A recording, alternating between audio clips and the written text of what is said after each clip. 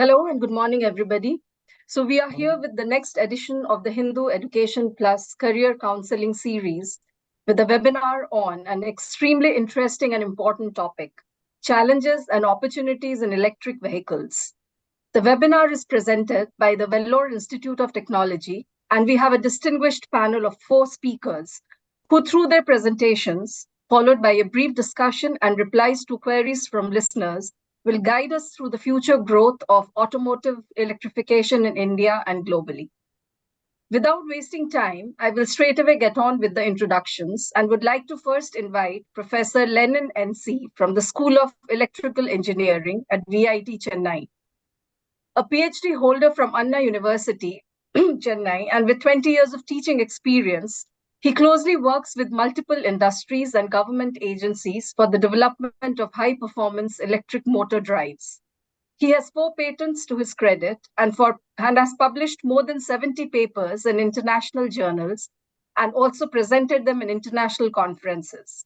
Dr. Lennon's research interests include finite element analysis, advanced electromagnetics, design of low-cost, high-performance electrical machines, and its controllers for automotive and domestic applications. A very warm welcome to you, sir, and we are all ears for your talk on the next generation electric motors for electric vehicles. Thank you, ma'am. Shall I share my screen? Yes, sir, please.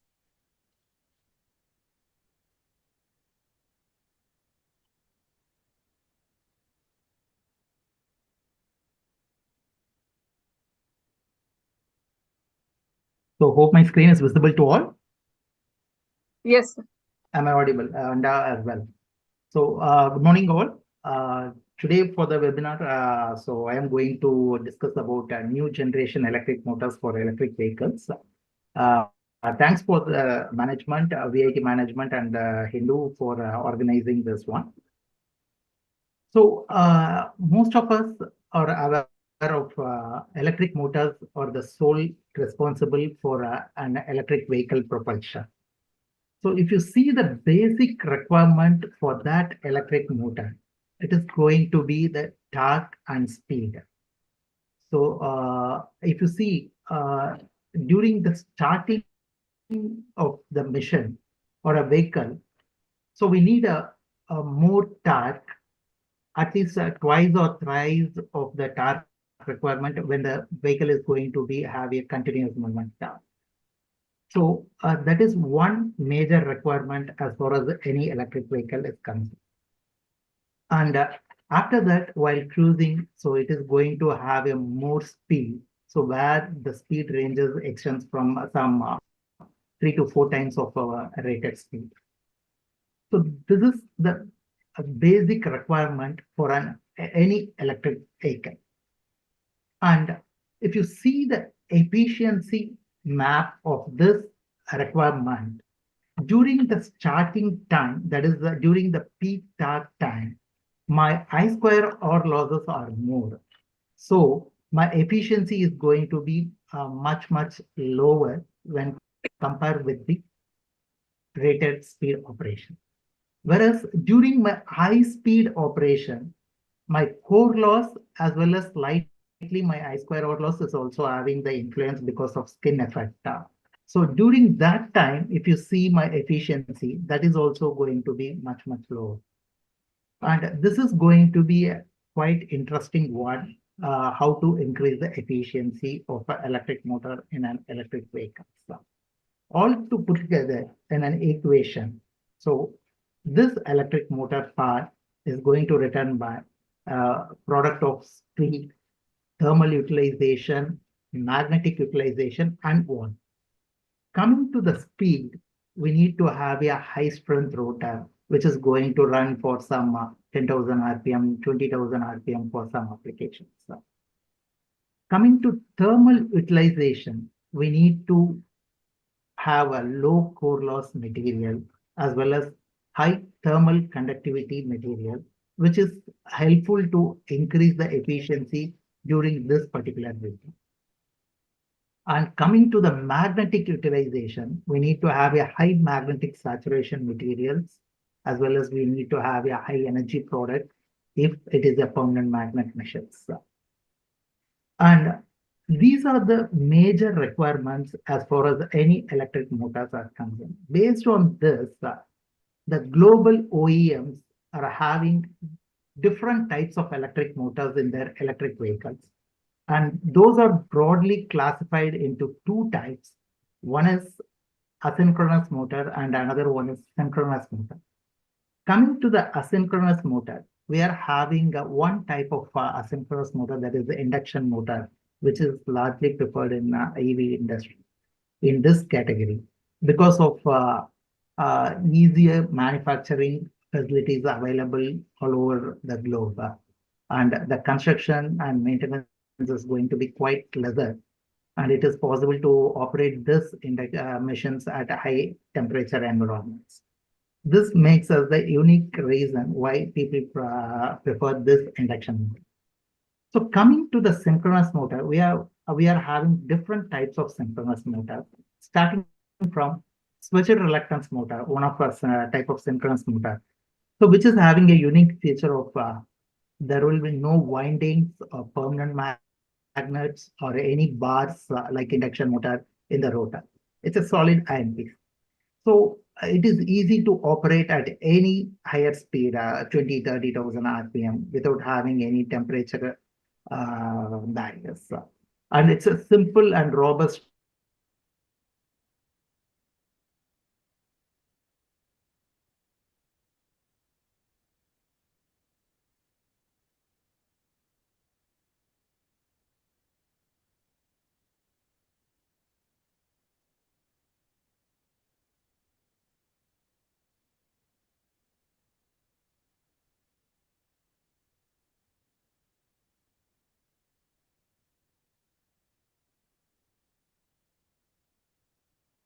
So you're not audible, I think. Can others hear him?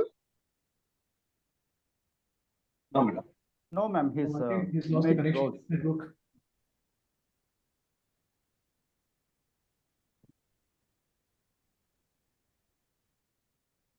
So we'll wait a few seconds for him, if we can connect.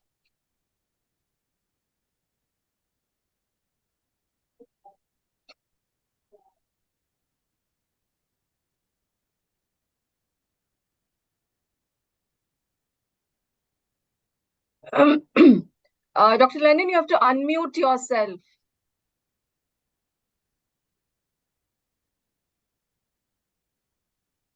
Dr. Lennon, please unmute. I think the host has to unmute, I think. Yeah. So am I audible now? Yeah, but Yeah, we lost sorry. you in between. Yeah. Yeah. So the machine which we are talking is about synchronous reluctance machine. So where in this particular machine, so we have a couple of variations in rotor. We can have with permanent magnet. Your screen is not visible. Oh, is it? Just a minute.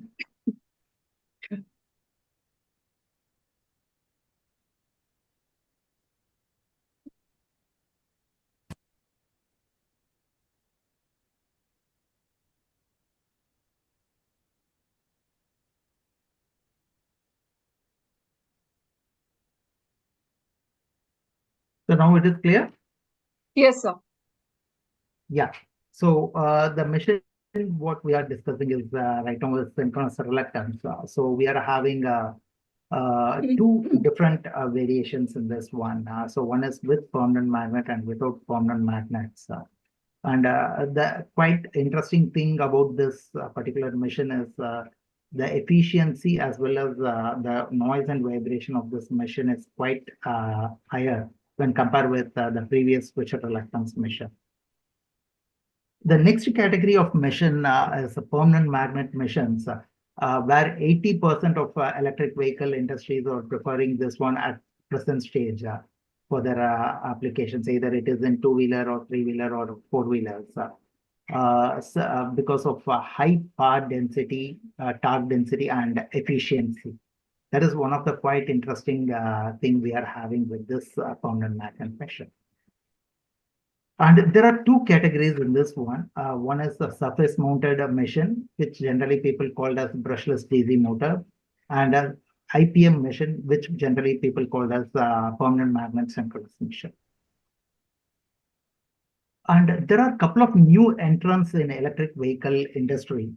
One is externally excited synchronous motors, where it finds its path in avoiding permanent magnets, and it is going to have a better efficiency in high speed when compared with permanent magnet machines. And one of the unique feature in this one is field weakening is much more possible, much more quite easier, which we can do it in an external way when compared with permanent magnet machines. And this type of machines are preferred in high power applications.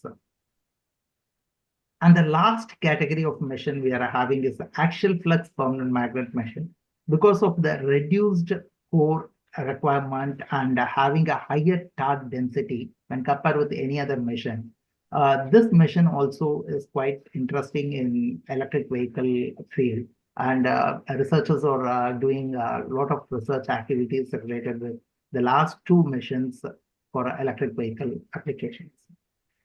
Having this machines, this different categories of machines, if we want to travel those machines to next generation applications, so we need to take care of I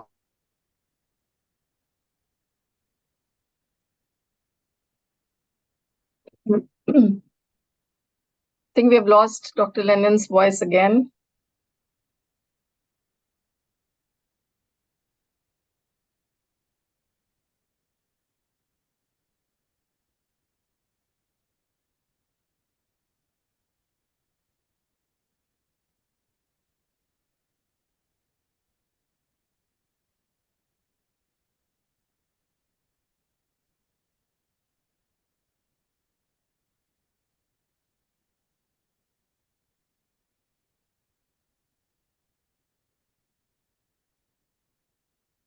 Could you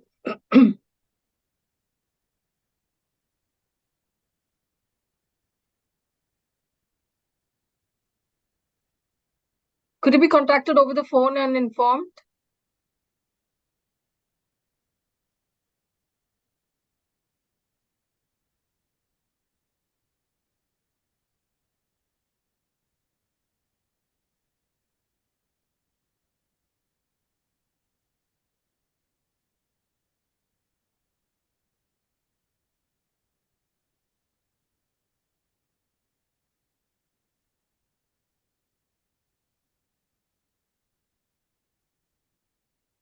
yeah, sorry, ma'am. I think I have some. Am I audible now?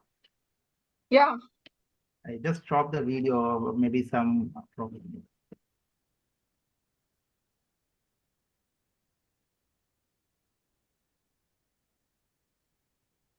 So my screen is visible also. Right. Correct. Okay.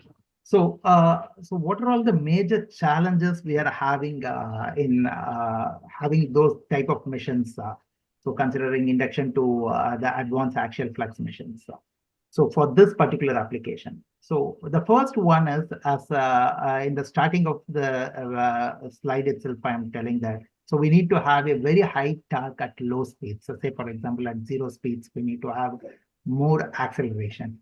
For that, we need to take care about slot fill factor, temperature limits, slot insulations, and of course, if it is a permanent magnet machines, we need to have the properties of permanent magnet machines, how far the temperature is going to withstand in that one.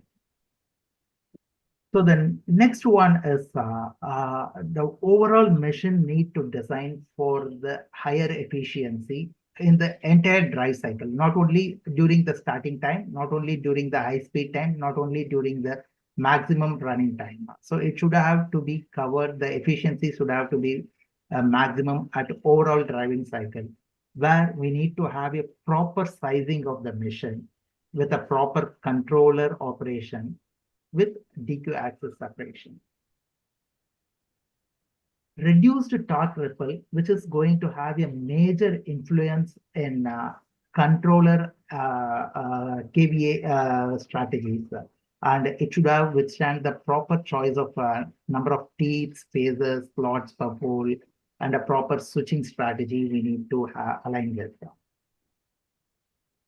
And coming to the magnetic property, that is one of the key reasons to reduce the core loss. So there is a possibility to reduce the core loss with having a high silicon content by 10 to 20%, which increases 2 to 3% of efficiency. Having a lower watts per kg. So we are having people are trying with different magnetic materials, amorphous materials, nanocrystalline materials, Apopo, Vapoflux, so many materials are there. So people are trying with that one to reduce the core loss at large.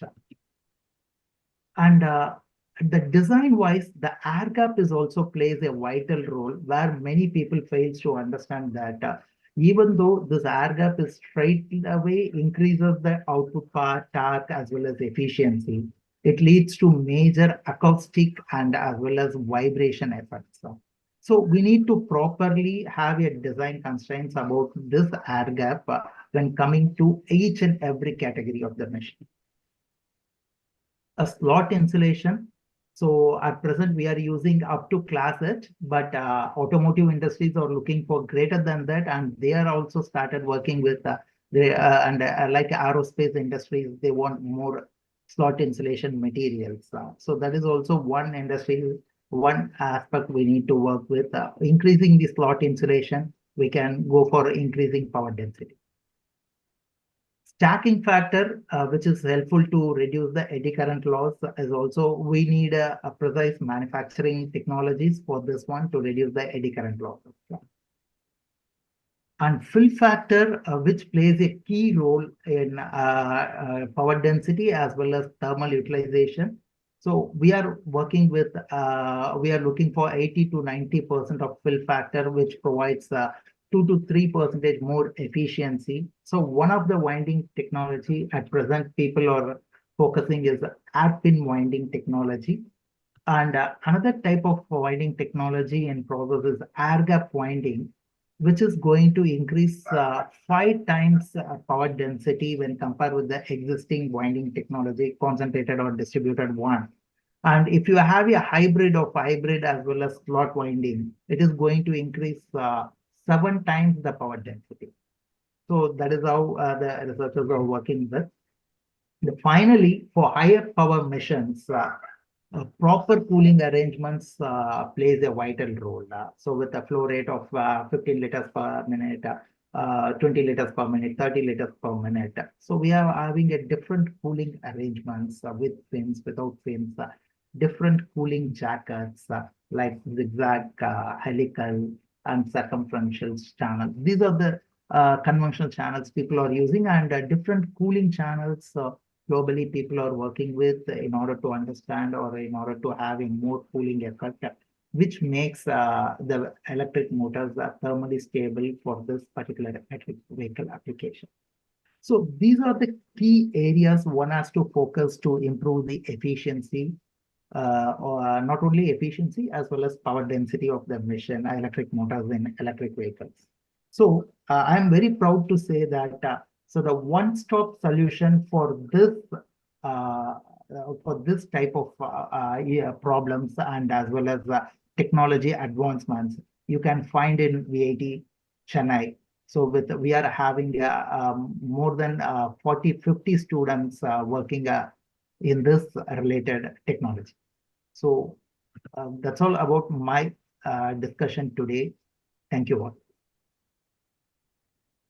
Thank you, Dr. Lenin. We move on to our next speaker, Professor Manavella Srikanth from School of Mechanical Engineering, VIT Chennai.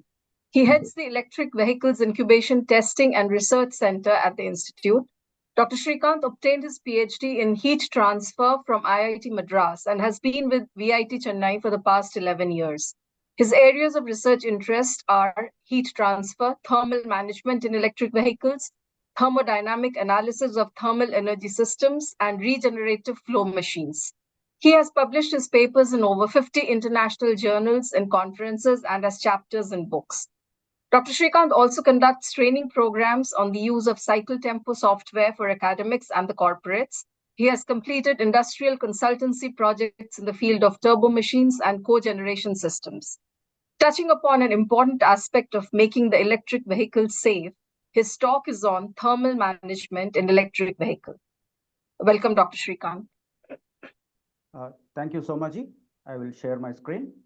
Am I audible? Yes, sir. Okay. Is my screen visible? Yes, sir. So I will move into the presentation mode. Good morning, everybody. I am Dr. Srikanth, and I would like to give a brief talk about the thermal management of electric vehicles.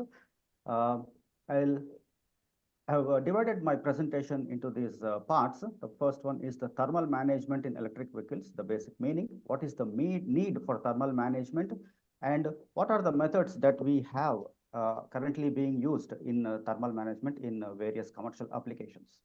So could you please speak a little louder? Somebody has saying your voice is very low. Yeah. Okay. So I'll repeat this. The contents of my presentation are firstly, the meaning of thermal management in electric vehicles.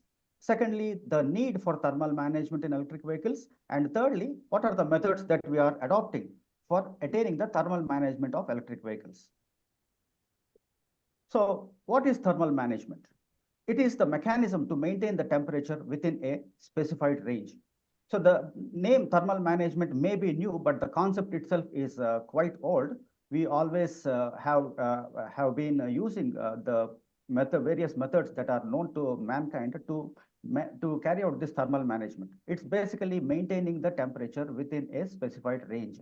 So we all have air conditioners at home, so as to maintain the temperature within the comfort limits of, let us say, 23 to 27 degrees Celsius. So that is a thermal management. So similar things are necessary for electric vehicles also. So the thermal management system comprises of various methods that are available for thermal management. And what are the materials that are used in thermal management? What are the components involved? What are the measurements needed, and what are the instruments involved? What are the controls which are needed to take the feedback from the instruments and make necessary changes? And also, finally, the performance evaluation, which will tell us how effectively the thermal management system is working. What is the need for thermal management? I will touch upon only on the electrical vehicles part and coming from the most important to the lesser important things. Firstly, we'll start with the battery. The current battery which are being used in electric vehicles today is the lithium-ion battery. It has got its own reasons, which I will explain. But this lithium-ion batteries operate well within this range of 15 degrees to 50 degrees Celsius. So 15 is the minimum, 50 degrees is the maximum. So we will have to maintain this temperature range. Then coming to the electric motors, some of the motor components have a maximum limit of 75 degrees Celsius. So this is another thing that needs to be controlled. There are some components which can tolerate up to 150 degrees Celsius, but some components, they give up at 75 degrees Celsius. That needs to be taken care of. Then the electronic components, every vehicle, especially the cars, have the electronic components, and this have a maximum tolerance temperature of 70 degrees Celsius.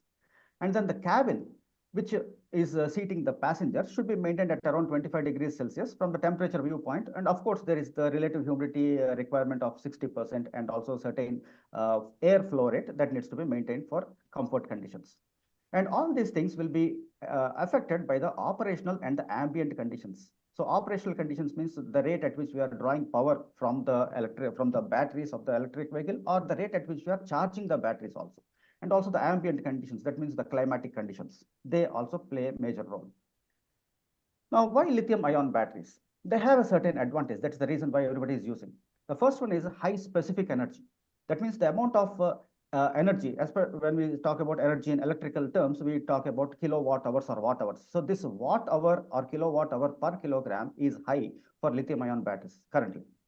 And then they also have a high density. That means the mass per given volume is high, which means we'll be able to fit a large amount of mass in a small space, which is the requirement for a moving application like an electric vehicles. And they have a long service life. Usually 6 to 10 years is what is said about the batteries of the electric vehicles, the lithium-ion batteries, and low self-discharge and also the long shelf life. So these are the reasons why we are currently using lithium-ion batteries, but there are future batteries which are being studied upon, and I think they will be soon replacing lithium-ion batteries. So what will happen to lithium-ion batteries at extreme conditions? So as we have seen, the lower limit for lithium-ion batteries is 15 degrees Celsius. The higher limit is 50 degrees Celsius. So what will happen at low temperatures? So here are some of the points that you can see. But I would like to generally state that at low temperatures, the performance of the battery will drop. You will not be able to draw the power at the desired rate, and in those situation, you will not be able to start the vehicle. And in some case, there could also be a possibility of a short circuiting. So this is what can happen at the low temperature end. So not very dangerous when compared to what can happen at the high temperature end. So lithium is chemically reactive and can burn easily.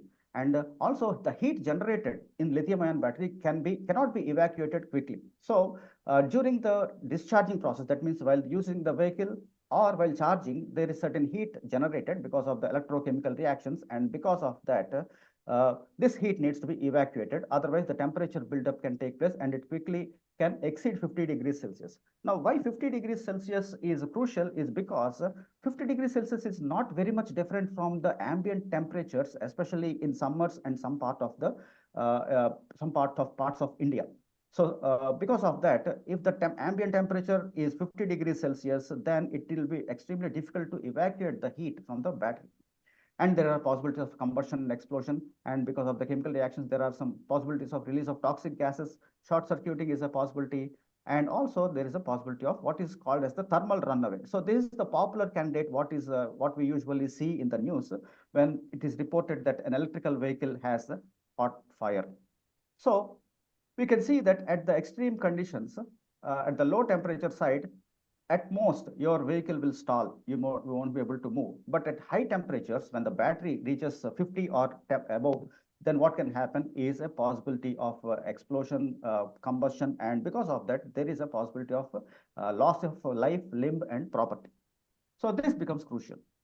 So this thermal runaway is explained. The causes of this are briefly explained here. It can happen because of what is called as the mechanical abuse, when the battery itself is physically deformed and some separator tearing can take place. And when there is an electrical abuse, there is this dendritic growth within the battery cell and the separator can get pierced. And because of the thermal abuse, that extreme temperature buildup inside the battery and the separator can collapse. So all these things can lead to what is called as a thermal runaway, which can lead to explosion, fire, and smoke. So this needs to be avoided. So high temperature is crucial for lithium-ion batteries, especially that 50 degrees Celsius is to be avoided. So here are some of the reasons for this heat generation in lithium-ion batteries. You can see that these points that are listed here are mostly related to chemical and electrochemical reactions. So people in the chemistry, in the field of chemistry and electrochemistry will be able to well understand these reactions and estimate the amount of heat that is generated. But as a mechanical engineer, I would be more worried about how to evacuate this heat that is generated in the lithium-ion battery. So you can see the reasons are heat of reaction, electrolyte decomposition, Joule heat, heat of polarization, and high charging current during fast charging. So basically, we are all aware of I square R losses, and because of that, the heat generation, whenever the current is high, the amount of heat generated depends on the square of the current. Because of that, higher the current, higher will be the heat generated. So what are the methods that are available to us for the thermal management? Now, as we have seen, there is a lower limit and there is a higher limit. Being an Indian, I am not really bothered. Being a South Indian, I am not much bothered about the lower limit. But I'll quickly discuss the methods that are about the lower limit thermal management. That means if the temperature falls below 15 degrees Celsius, how to heat the battery up to above 15 degrees Celsius. Some simple methods are available. Electric heating. That means you draw the electric power using and pass that through an electrical resistance. And for that, you may use an auxiliary battery to generate that heat and use that heat to heat the battery itself. Then there is a method of air heating, using air as a medium and pass that hot air over the cells of the battery. Then liquid heating, in the severe case where air heating is not adequate. Air basically has a lower thermal conductivity than liquids, and the air's heat transfer coefficient is lesser than liquids. Therefore, when we have a serious thermal management issue, we switch to liquids. So we also use liquids, and in some cases, I mean, these are under consideration, not implemented in any electric vehicles, but these are methods that are being studied. Phase change materials. That means some materials which receive the heat and change the temperature, change their phase at a constant temperature. Therefore, they are kind of a sacrificial members which absorb the heat and thereby keep the battery at a at a higher temperature. They supply the heat, necessary heat. Similarly, there is a Peltier effect and heat pipe effect. If necessary, if there are any questions, I will explain them later on.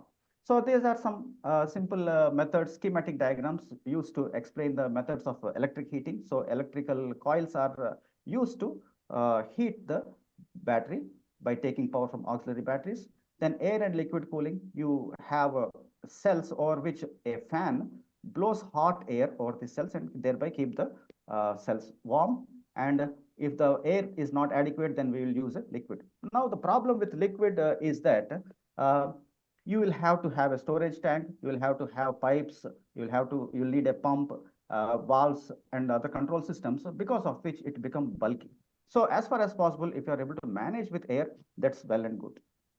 Then phase change materials is another thing which I have mentioned. So any phase change material is placed in the cavities next to the cells, because of which they will absorb the heat that is or supply the heat that is necessary in this case to the battery. Other things I will explain if necessary, but more importantly, coming to the battery cooling methods. Again, we have air cooling method, liquid cooling method, phase change material cooling method, heat pipe and thermoelectric cooling, among which the first two are more popular. Phase change materials are not yet implemented, they are being considered seriously. And then there are other methods also like heat pipe and thermoelectric cooling. The air cooling method, the air is drawn from the atmosphere if the atmosphere is cool enough, and this air is made to pass through the cells of the battery and thereby cool it.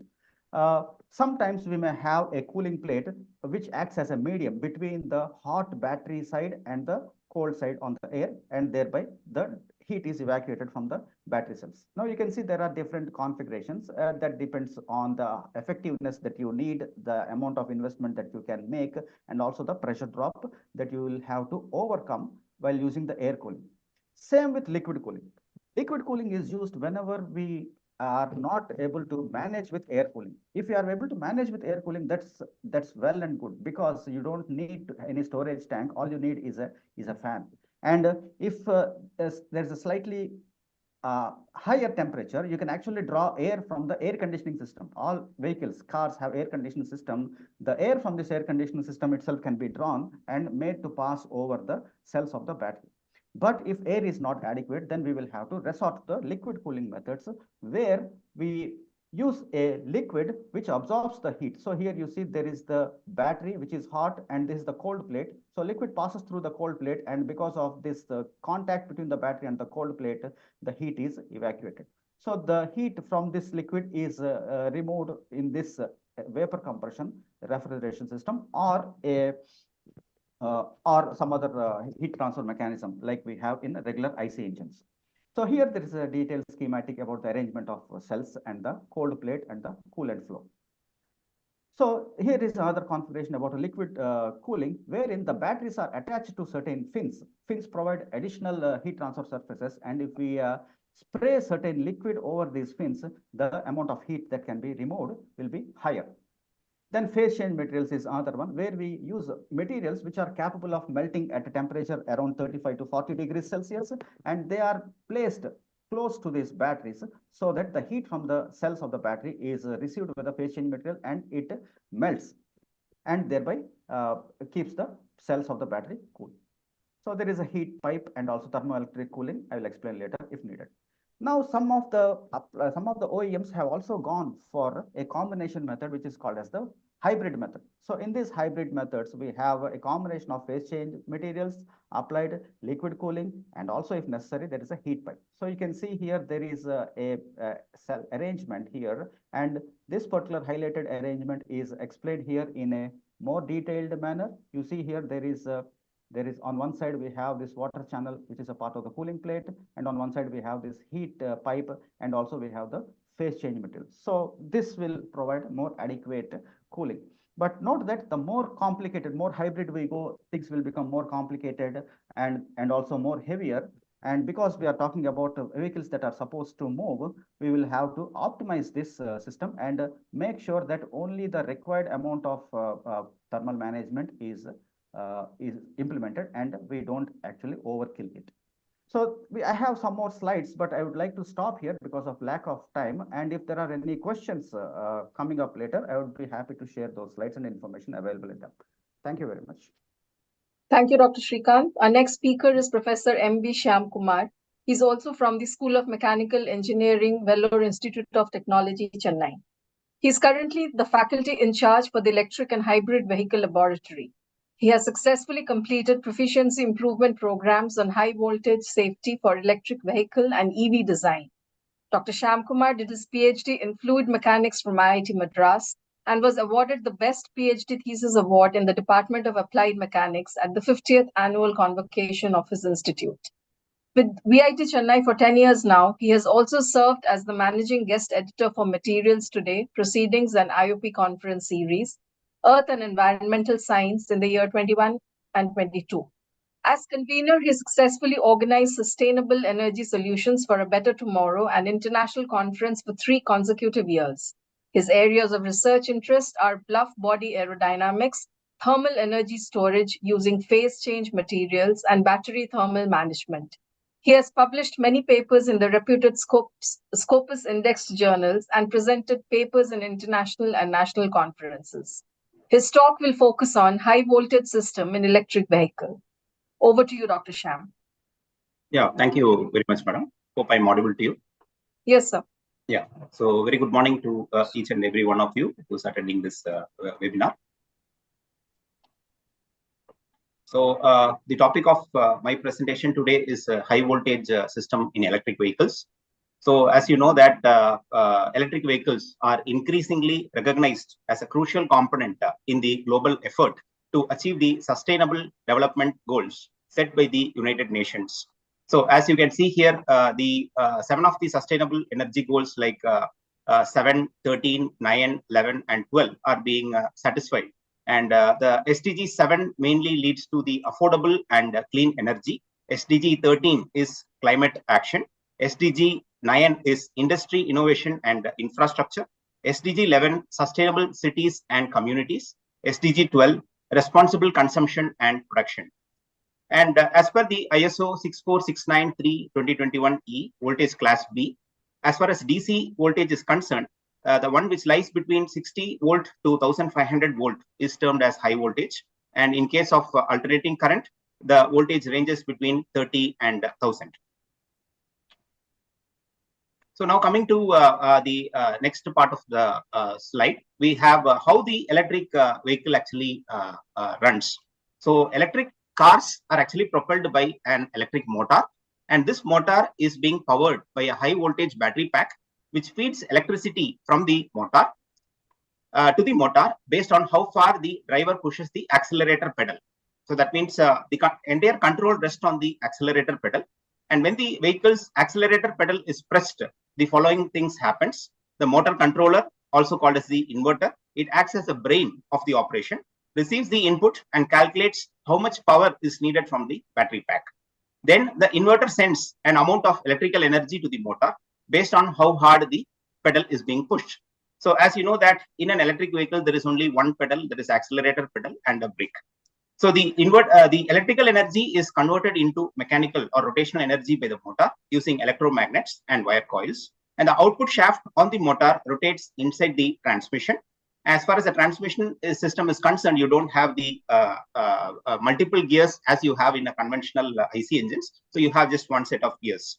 And the transmission adjusts this rotation into a speed that can be used by the rest of the drivetrain, axles, differentials, drive shafts, etc., causing the wheels to turn and the car to move. So this is how the electric vehicle gets moved. Now, these are some of the main components as far as the electric vehicles is concerned. You have starting with the battery pack, traction battery pack. You have the electric traction motor. You have a power inverter. You have a power electronics controller. You have an auxiliary battery. You have a charging port where we can go for either AC charging or fast DC charging. And then you have a DC-DC converter. And then you have the transmission systems. Now, this particular slide gives you the locations where these components are actually present in an electric vehicle. The bottommost part of an electric vehicle is being composed of your battery pack. And that is the most heaviest part in the electric vehicle, which also improves the center of gravity of the particular vehicle for better stability. It lowers down the center of gravity as far as electric vehicle is concerned. And this battery pack, it's made up of lithium-ion battery cells. And this battery pack comprises many of the modules, and each of these modules further is composed of each battery cells. So this is the bottommost point where your battery pack is being present. And just below the bonnet, you can see the electric traction motor, which is at the down. And then you have the power electronics controller. You have the DC-DC converter situated here. And then you also can see the auxiliary battery. And you also can see the onboard charger, that is called OBC. So every electric vehicle has got a 12-volt lead-acid battery as well as lithium-ion battery pack. So in the present generations, the original equipment manufacturers, they categorize the architecture as two. One is 400-volt architecture and other one is 800-volt architecture. And if the nominal voltage is lying between 300 to 500 volt, then we can call it as a 400-volt architecture. And if the voltage lies between 600 to 900 volt, then it is called as a 800-volt architecture. So this particular slide gives you the top 14 OEMs which can give a better range and better battery packs, along with what is the motor power, torque, and the ex-showroom prices available as of November 2023. So you have in the list topping is the Mercedes-Benz EQS, so which can give you a range of 857 kilometers in one particular single charge. And it has got a battery rating of 107.8 kilowatt hour. And with the fast charging, the charging time from 10% to 80% is just 30 minutes. And the motor power is around 384 kilowatt. The torque is 855 Newton meters. And the showroom price is above 1 crore. And then you also have Kia EV6, so which is again a 800-volt architecture. You can see the range is 708 kilometers in single charge, and so on. And you can see the most commonly used or budget-friendly EVs like Tata Nexon, Tata Tiago, Tata Tiger, which is at the lower side, where you have again the range as 453 kilometers in single charge, and you have the battery pack capacity also getting reduced to 40.5. And then you have the charging time almost close to 1 hour. And the motor capacity and the torque is also given here as 105 kilowatt as well as 250 Newton meters. And the price is coming down to 16 lakhs. So still further price reduction, if it is required for the customers, then one can go for Tata Tiago, Tata Tiger, etc. So it all depends upon whether the customer is willing to afford a better battery pack and better range. So naturally, he has to go for a more cost. So more cost is actually involved. Now, let me quickly go through the various parts as far as the high voltage system is actually concerned. So to start with, we have the battery pack and battery management systems. So most of the electric cars use lithium-ion batteries, and in order to reduce electromagnetic radiation generated by high voltage components, electric vehicle high voltage systems adopt shielding design. And BMS, which is called battery management systems, it ensures safe and reliable use of EV batteries to control the charging and discharging of battery packs and to report the basic parameters and fault diagnosis information to the VCU, which is called vehicle control unit. The second component is called the electric motor and the motor control unit. The electric motor converts electrical energy from the battery into mechanical energy to drive the car. So naturally, we have an efficiency of more than 85%. And the motor controller is a device that controls the energy transmission between the battery and the driver motor. Functions includes vehicle idle speed control, vehicle forward, vehicle reverse, converts high voltage DC to AC, performs signal interaction with other modules on the electric car to achieve good control to drive the motor. The next component, high voltage component, is the PDU, which is called power distribution unit.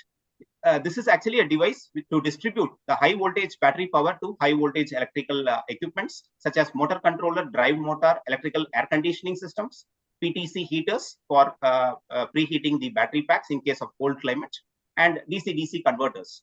At the same time, the high voltage charging current imported from AC or DC charging port is distributed to the battery in order to charge the battery pack. You also have the OBC, which is called onboard chargers, which is a device mainly to convert the high voltage AC to DC in order to charge the battery pack. The next component is called DC-DC converter, a device that converts high voltage DC to low voltage DC, so has to maintain the power consumption balance of the entire vehicle. It also serves as a device that converts high voltage DC to high voltage DC to facilitate fast charging, connection to standard charging stations, and the reliability of BMS. So a DC-DC converter can be used for converting both high voltage to low voltage as well as high voltage to high voltage.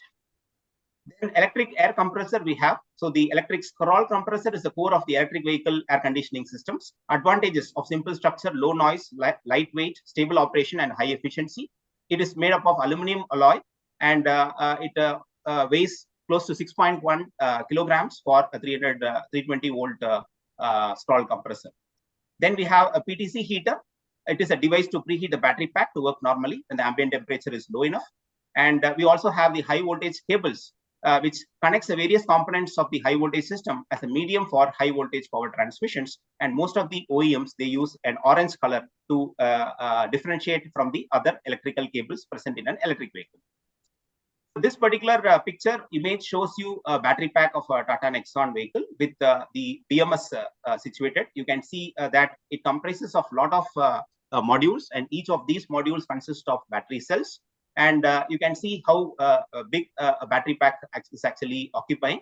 And you can see there is a separate BMS for every module, which takes care of the safety of the battery packs. So this is a picture which shows the image of a Tata Nexon vehicle with the bonnet opened. This was taken in a Auto EV Expo, which was held in Bangalore.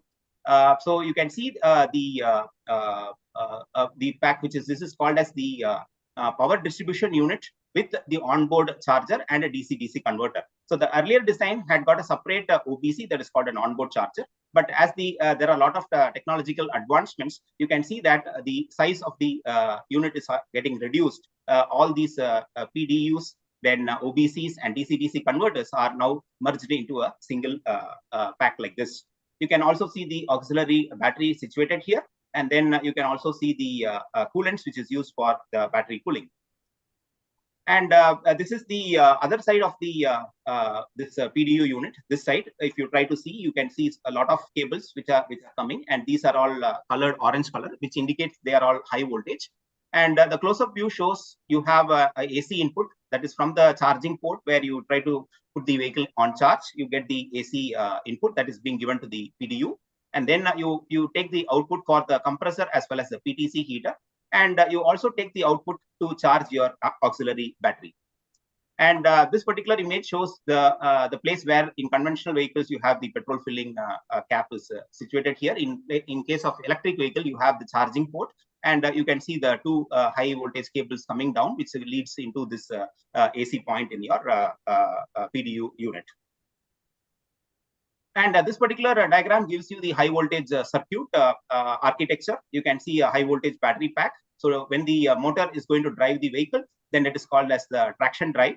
So that voltage is being taken to a DC-DC converter. So in this place, the DC-DC converter is going to convert high voltage to high voltage, and it goes to the traction inverter. And the traction inverter is going to run give the power to the motor, which drives the transmission to propel the vehicle forward. Whereas the other specialty of an electric vehicle is regenerative braking. That means whenever the driver is going to apply the brake, there is a certain amount of back EMF which is being produced. And in that case, the motor will behave as a generator, and that power is being sent back to the battery pack via the same route. And you also have the onboard charger, where the charging station gives the power to the onboard charger. You also have the DC-DC converter, which converts the high voltage to low voltage, which is required for the other accessories like the lamps, your display panels, and other accessories of the electric vehicle. Now, why does EV manufacturers want to move to this high voltage? side. That means from 400 volt in the existing to 800 volt, and a few of the OEMs are already implemented the 800 volt architecture. The reasons behind them are higher battery voltages mean increased electric vehicle efficiency, improved performance, and better charging. For drivers, we can say that the faster charging, it helps in fast charging, and it also reduces the energy consumption. So one of the important point about the high voltage is the current required is drastically reduced, because of which you can say that energy consumption falls down. The main parameter for the charging speed is your charger output power, which depends on voltage and current. Increasing the charging current would lead to more heat and energy loss. So increasing the voltage is a better way to increase the power and get fast charging. With double the voltage and equal current, an EV charger could deliver almost twice the energy to the electric vehicles. And the modern day chargers and EV converters have to be redesigned in order to be able to carry the extremely high voltage. The 800 volt architecture also reduces the energy consumption. If a battery outputs the same power as its voltage increases, it means the current has to be reduced. This is coming from the famous equation, power equal to voltage into current. So keeping the power fixed, if you increase your voltage, naturally the current actually drops down. So since heating and power losses are proportional to the square of the current, the heat loss goes down as voltage goes up. Lower current also has a positive effect on the battery aging, thereby extending the battery life. Few more benefits for moving to higher voltage is reduction in the size of the wires needed for the charging cable for a given power output. If you go for a 350 kilowatt DC fast charger, the 350 volt pack would require close to 1000 amps, while 800 volt battery pack would require only 440 amps. So in terms of the size of the cable wire, what you try to use, if you want to transfer 1000 amps current, then actually one has to go for a 70 MCM size wire, which is close, occupying a 380 millimeter squared area, and it weighs 3.7 kilograms per meter. And a typical charging cable of 5 meter length would end up weighing at least 37 kilograms. So in case you go for a 800 volt architecture, a higher volt architecture, you just need the current drastically reduces, because of which you can go for a 4 square wire, which is the American wire gauge measurement, which you can see that the size of the wire drastically reduces to 107 millimeter squared, which weighs 1.2 kilogram per meter. So the same 5 meter cable now will occupy just 12 kilograms. And this wire can carry current of up to 300 amps. So it is true that wires for higher pack voltage cable will need to have a thicker insulation, but thickness doesn't mean it is going to be big. It's just it's going to occupy a few millimeters in thickness. And these are some of the common insulation materials like PVC, EPDM, etc. that is being used. Whose weight is just 1/8 the density of that of the copper. The other advantage is the traction motor RPM can be pushed higher without a loss of torque from field weakening. And the 800 volt battery system offers twice the voltage and 2.7 times the power density compared to the 400 volt system. Now, what are the challenges in implementing this high voltage? First one is charging infrastructure is the first issue. We have to go for a higher capacity charging stations. The another capacity is the entire EV design has to be redesigned.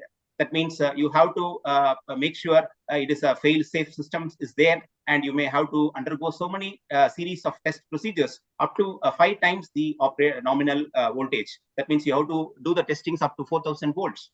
So in order to ensure that this design is fail-safe. The equipment cost also tends to increase in case of high voltage systems. You have to go for a costlier silicon carbide switching components, which generally leads to a lower energy loss when compared to the conventional silicon-based converters.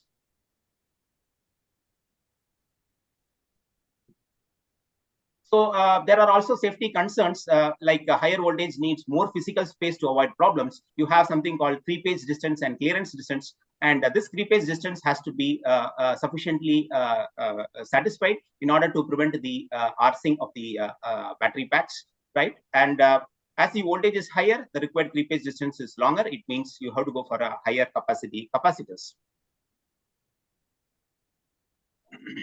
So these are some of the possible approaches one can go for implementing a high voltage system. The first approach is the entire EV high voltage systems operate on 800 volt, eliminating the need for the voltage conversion between the components. The entire system will be tried to operate in 800 volt, but this actually enables faster charging and better efficiency, but the EV design and the cost involved will be extremely high.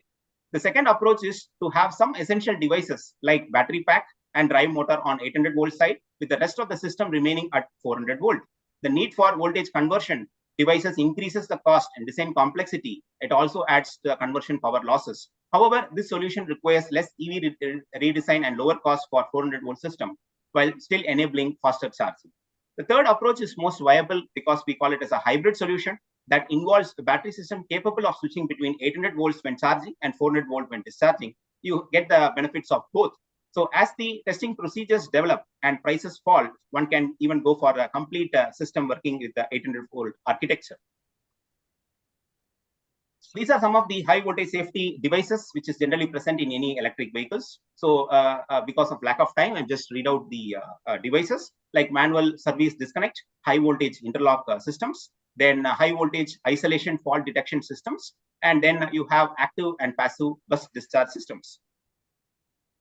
And the person who is going to go for servicing, right? So generally when we deal with high voltage safety is one of the important factor which comes into picture. So here are the different safety PPE kits which is generally in existence. You have the thermal scanners. Whenever there is a battery accident, we have to ensure that the temperature of the battery has dropped down. And you have a fire extinguisher like the aqueous vermiculate dispersion AVD fire extinguishers, which is specifically most commonly used for letting out the lithium-ion batteries. So, so with this, I would like to conclude my talk. I would like to thank our VAT management and Dean Sir, School of Mechanical Engineering, and the Hindu for organizing this webinar. Thank you. Thank you, sir. The final speaker of the webinar is Mr. Ramanathan Srinivasan, Managing Director of Chennai-based Automotive Test Systems. He comes with a vast experience, having worked in the automotive testing field for more than 28 years. As director at Hexall Motors, he has been involved in development and manufacturing of commercial electric vehicles. He is also the Managing Director of Automotive Test Systems and BEP India Automotive Systems. He has established many automotive labs and tech centers for automotive testing and validation. As Vice Chairman of Society of Automotive Engineers, Mr. Ramanathan also conducts events, seminars, and competitions for students to actively involve them in understanding the future of EV. We will now hear him address the webinar topic, Challenges and Opportunities in Electric Vehicles, in particular the commercial segment. Over to you, sir. Thank you for the introduction, and good afternoon, everyone. I come from the industry background, so as you just heard that, we run multiple companies, and we are into development of electric vehicles, and we support the testing and validation of the components involved therein under different companies. So this slide basically shows you a little bit about what we do. We are into commercial vehicle manufacturing, development and manufacturing of commercial vehicles. You see some goods carriers, some passenger vehicles, some vans, and some buses that we manufacture. And on the right side, you see some test systems. You see for battery testing, for motor testing, e-axles, some vehicle testing that we do, some really, extreme use cases on that Mercedes over there, and some wet testing as well. On the right side, you also see some end-of-line testing of components as well as on vehicles that we put in across at the end of the production line. So which means that we basically work from the simulation until the final product that goes into the dealer to my customer. So that's where I come from. So I'll just explain to you a little bit more from the industry perspective. Let me just go to the next thing. From the industry perspective, when we design an electric vehicle, I'm going to talk about challenges and opportunities therein. Every challenge comes out for us as an opportunity to be in.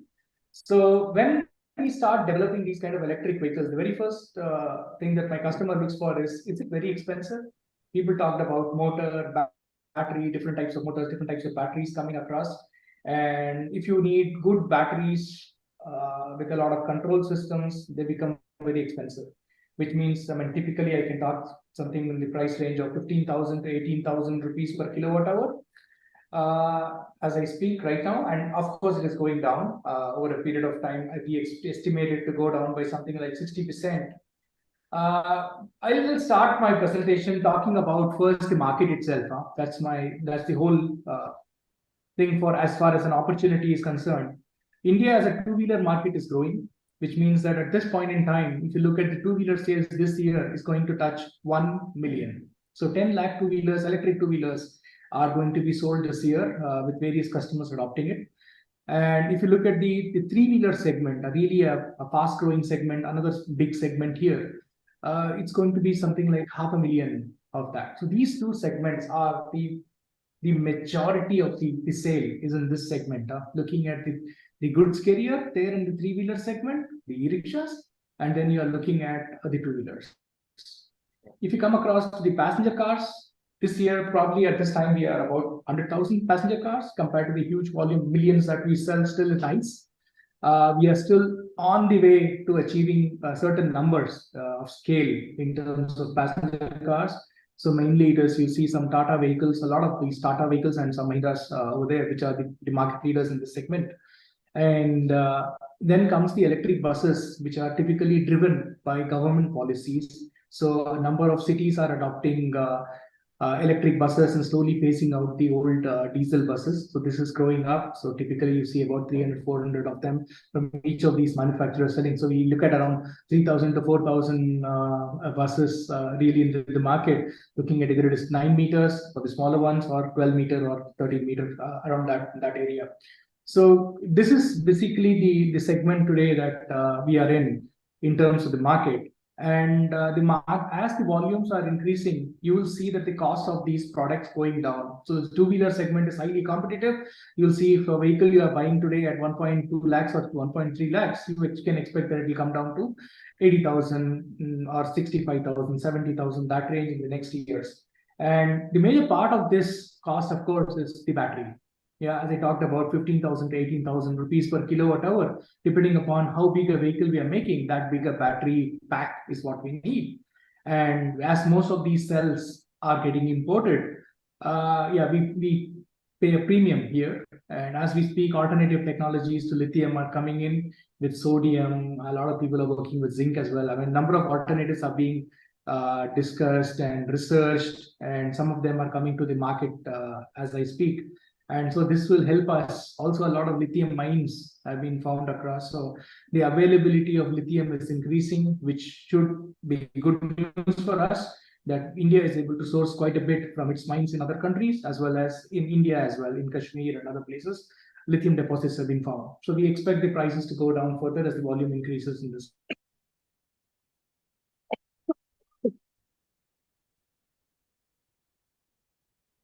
Is concerned. Regarding the vehicle cost itself, as a person want to pay a huge premium with regard to an ICE vehicle.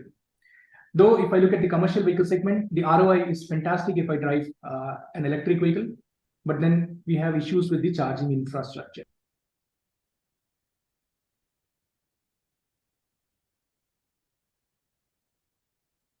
Prefer it to run it within the cities. There's charging stations available for him, or he can go home quickly, charge, and then travel that 50 or 100 kilometers that he needs to go in to his office and come back. That is quite convenient. So majority of the application is this. People are still afraid to go out to other cities, for example, with an electric vehicle, thinking about how fast will they find a charger in between if there is a problem, or if the battery drains out, if they have an issue.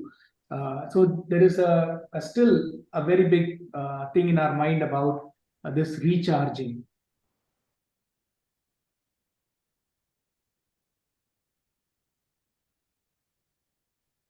It's not possible battery swapping, but when it comes to such kind of commercial vehicles, we have issues because we need to have either fast charging with the DC-DC, as Professor was just talking about, installed at various locations, or to give them a home charging kit. So India is still evolving in terms of setting up this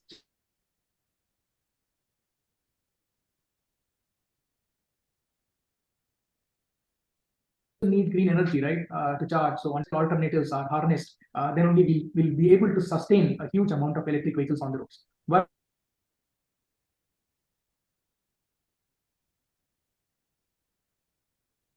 by 2030, this will be like 250 billion.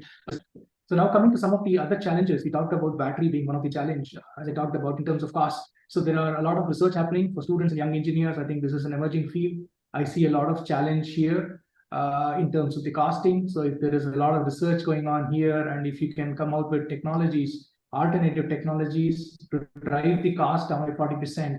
That is going to help drive the EV revolution, as 40 to 50%, even up to 60% in most cars, the cost of the vehicle is the battery cost. Yeah, the battery BMS, if I add to that, is something like 40 to 60% of the cost of the vehicle. So you can imagine if you reduce the cost by 50 or 60%, you automatically reduce the price of the cars by that much. And that will help in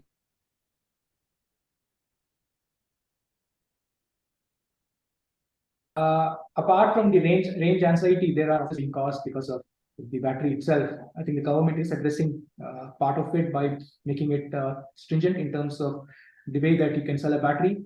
A lot of testing is done, and the regulations have come in place. So you will see that probably the number of accidents because of fire being reduced in terms of percentage of the number of vehicles being sold in the market. But you're going to see that on the newspapers. You'll be monitoring that anyway. So in terms of powertrain, also we see a lot of opportunities. We have powertrains in terms of a lot of different types of motors we talked about. But when you talk about high capacity motors, just to give you a perspective, if you talk about a two-wheeler, three-wheeler, that kind of a category, two-wheeler category, we're talking about something like a 5 kilowatt motor or less. Yeah.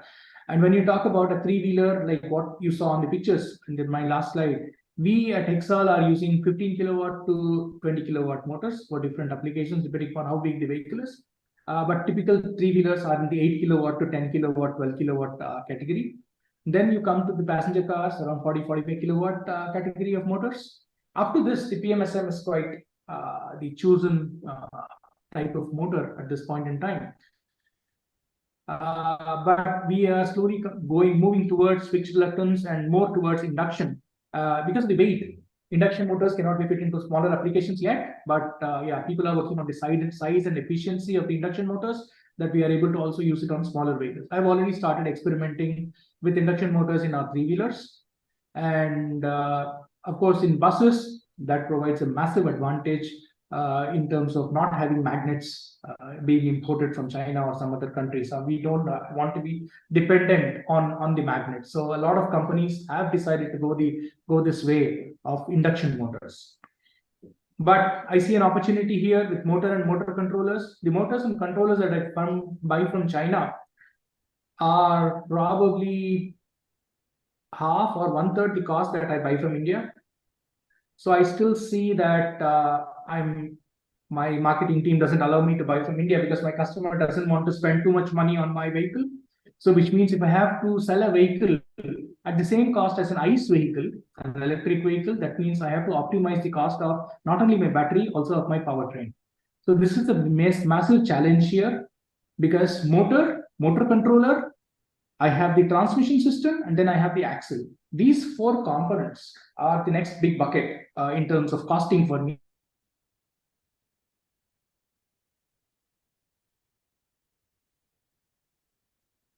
This is where I see that India is still evolving controllers, but for smaller capacities. If I look for my 48 kilowatt or a 50 kilowatt or a 125 kilowatt for a bus or other powertrains, I do not have suitable controllers made in India yet from many companies. So it's only a very small volume that is available, which means a cause of concern for supply. That means my supply chain will get affected if I'm too much dependent on just one source. So these are opportunities as well, that if there are young engineers interested, there is a big career here in terms of motor controller development, in terms of two-speed gearbox, in terms of developing, for example, I wanted to buy an axle for my bus and my van and my three-wheeler, couldn't get one. Yeah, so I had to design my own axle here, an e-axle. So these are, we took it as a challenge and an opportunity here to develop our own axle. Similarly, now we are developing our own transmission system, because I don't find suitable transmission systems in the market yet to suit my requirements. So again, motor controller is a massive issue. When I work with different vendors, when I develop electric vehicle for other companies, I figure out that there is a huge opportunity here for the 125 kilowatt in terms of a 9 meter or 12 meter bus as well.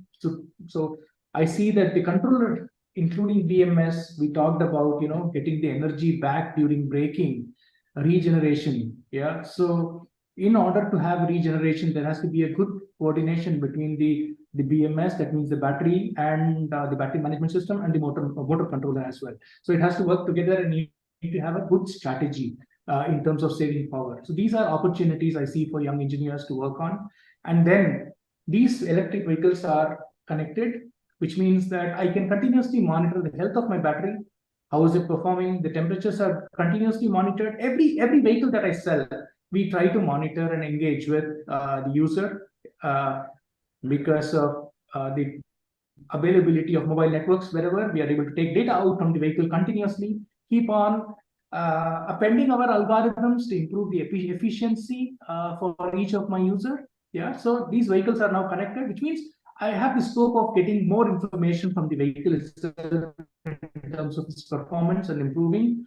So there is a lot of cloud computing, AI-based, AI/ML-based algorithms that we keep writing to improve this technology, yeah, including fleet management as well in terms of buses and trucks. Yeah, the trucks is still a small bucket.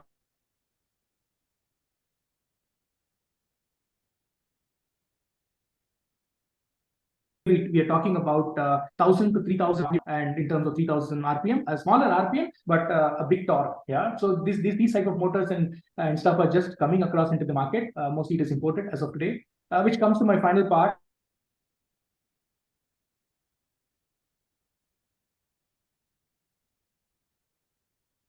So in India, you don't find many test facilities available for the manufacturer. You can find most of the manufacturers in my lab doing testing of their motors.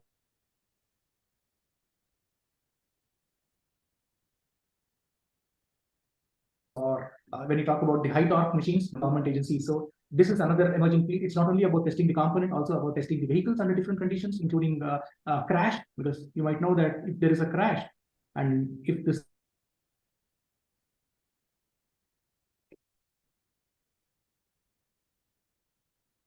start burning after 1 or 2 days, and once it starts burning, it just burns. You can do nothing about it. Yeah, we can just have to let it burn and die. Yeah, this is a major issue in here, which we are all trying to resolve, and work is going on this area as well. So these are test facilities that are coming up in India, and as we speak, most OEMs are getting themselves there certified. You have the Bharat NCAP regulations. So yeah, so this is what I wanted to talk about in terms of the atmosphere here, the ecosystem.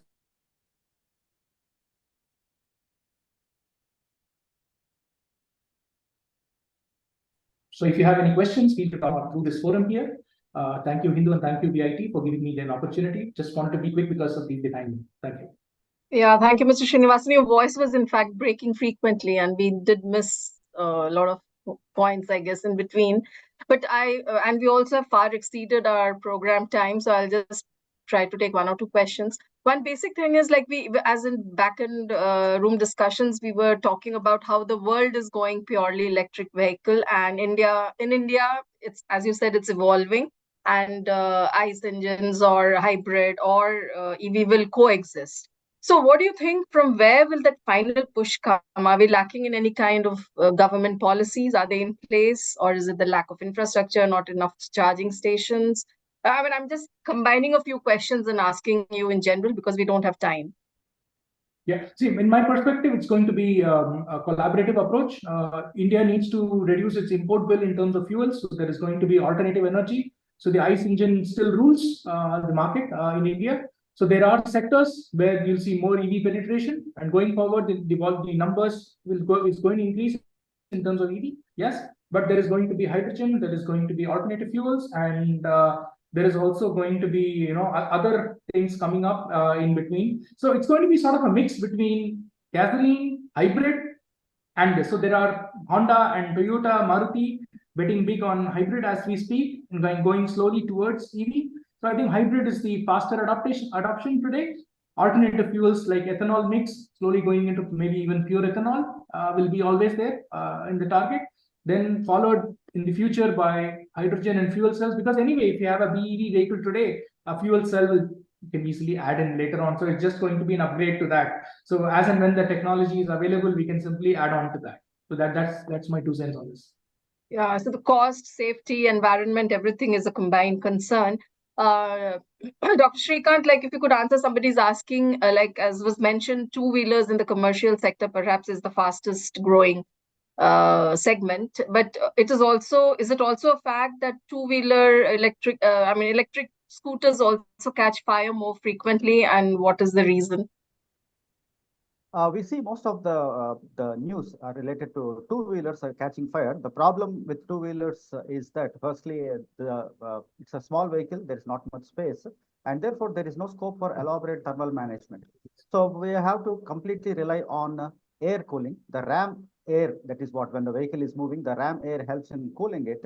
So the battery casing will be provided with certain slots, which will help cooling the battery. And while charging, since this movement is absent, the charging is happening when the vehicle is stationary. So while charging, the heat evacuation is completely based on natural cooling. While the vehicle is moving, it is based on a forced convection, whereas while charging, it is a natural convection. So the heat removal rate during charging is very, very low. And if this charging is taking place in a closed enclosure where there is not much air circulation, then there is a problem. Nowadays we are taking the motors and the batteries also are taken care of preventing damage because of water submersion. So because of that, a lot of sealing is provided in these components. Because of that, the heat evacuation also becomes difficult. So that's what we see. Most of the two-wheelers are reported. We see that most often. That is because there is no scope for providing liquid cooling methods, implementing liquid cooling methods or phase change material for two-wheelers. Dr. Shyamkumar, maybe you could quickly tell about the academia and industry link-up tie-up, like some students, I presumably they're wanting to know what are the better career options. Yeah, yes, madam. Actually, as rightly pointed out by the first speaker, my colleague, Dr. N.C. Lenin, sir, we are very proud to say that in our university, there are a lot of research being undergoing in this particular field. And definitely industry and academia collaboration has to be increased. And earlier academic institutions was not that supportive because of the financial constraints. But nowadays, because of the external funding agencies and the seed fund provided by the different universities, especially our university also provides a lot of seed fund. So this promotes high quality research that is being done. And we also get good publication facilities, like we get open access journal publication fee waived. So all these promotes the quality research being carried out in an academic institution. And as rightly pointed out by Ramanathan sir, a lot of testing facilities, there is a lot of lack in the testing facilities of these electric vehicles, for which we have to depend on the industrial side.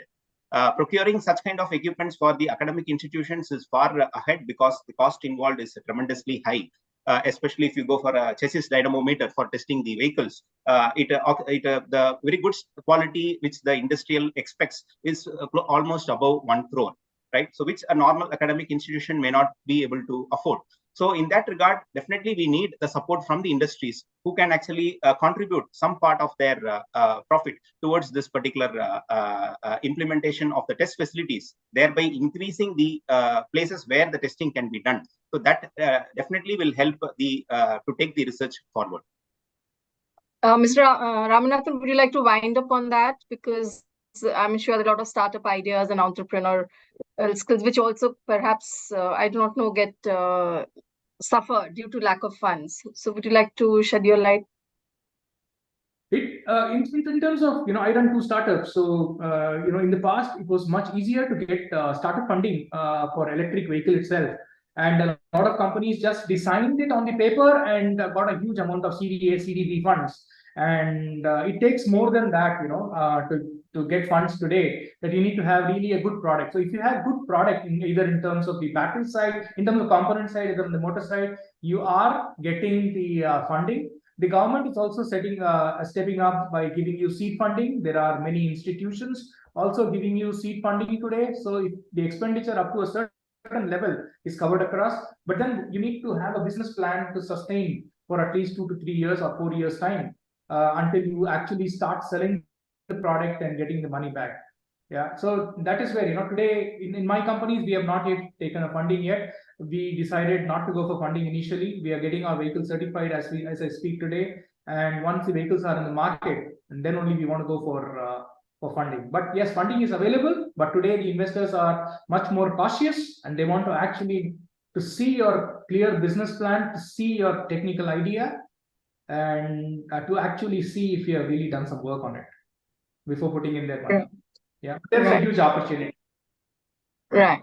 So we still have quite a few questions left, and Dr. Lennon has already been answering them. And I would request the other professors and you to kind of reply to those queries, because I have to close this program. And I would like to thank everybody who could join today's edition of the Hindu Education Plus Career Counseling Series. This webinar on challenges and opportunities in electric vehicles was brought to you by Vellore Institute of Technology, Chennai. Thank you all. Thank you so Thank you very much. much. Thank you. Thank you. Thank you.